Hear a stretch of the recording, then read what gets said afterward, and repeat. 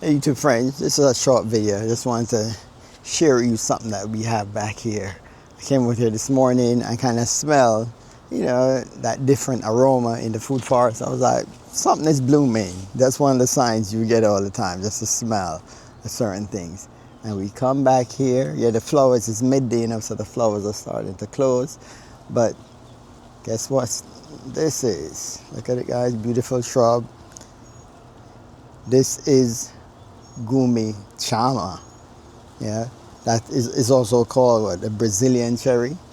See the glossy leaves, evergreen. Look at the white flowers. These flowers are extremely fragrant.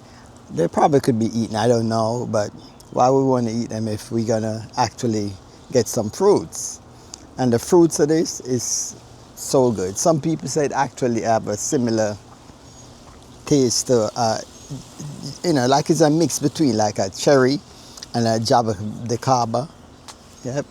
But if you look at this, guys, beautiful, beautiful shrub.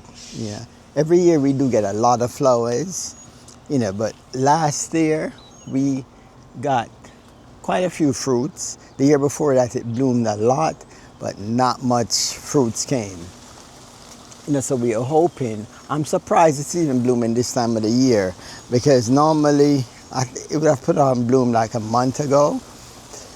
But I don't know, the delay in blooming this year, I honestly maybe contribute that to maybe the freeze that we had, those cold temperatures that we had. But surprisingly, guys, this had no damage. These are the damage it had from that freezing weather that we had.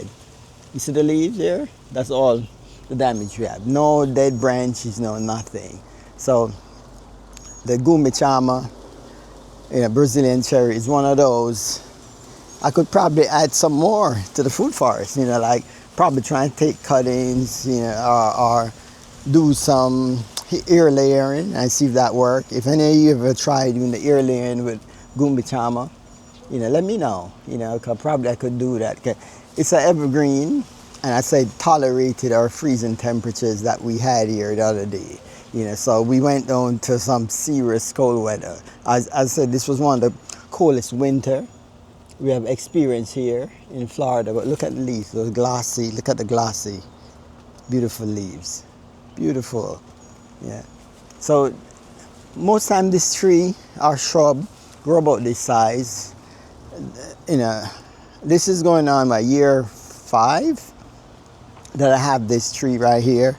I had, when I bought it from the nursery, it was root bound, so I was to like cut all the roots off, just barely any leaf and put it in the ground. It was this beautiful looking tree at the nursery, but once I actually reach home and take it out of the container, and I was like still learning about certain things in the garden.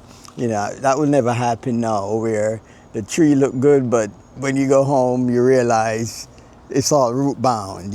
And it took about a year and a half to recover from me cutting off the roots and the root bound situation. Yep. So, but the cherries on these are really good. As the last year was the first year we actually got like a nice amount of cherries. And I was saying to myself, man, if I knew that this cherry tasted this good, I'd probably have 4 or 5 of these trees planted right through and through, the food forest. Yep. So that's our Grumichama here. I'm just showing you guys. If you never heard of it, no, you know about it. It's an evergreen. As I said, this is one of the trees had no damage from the horrible winter that we have. I mean, almost every tree got damaged in the food forest except this Grumichama, the loquat, the day avocado. Those are 3 trees that actually did well, and the mulberries, of course. But this is definitely one of those trees, you guys probably could add to, you won't regret it. The cherries are pretty good. The cherries are not huge, but they're good size. Leave until they're really ripe, like really sweet stuff. Yeah, you know, the growing zones, I think this could probably go in 8B, 8, 9, 10, 11, you know. It require well-draining soil.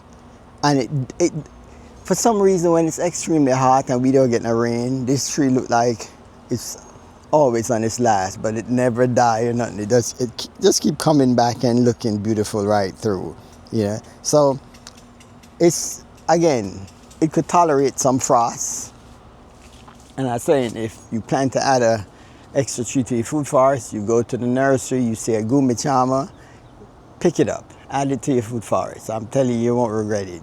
And let's remember, you know, if you have one growing right now, leave a comment and tell me your experience of growing it. I'm in zone 10A, you know, so tell me your experience in growing the Grumichama in Florida, you know. And all right, so that's it, guys. See you guys in the next video.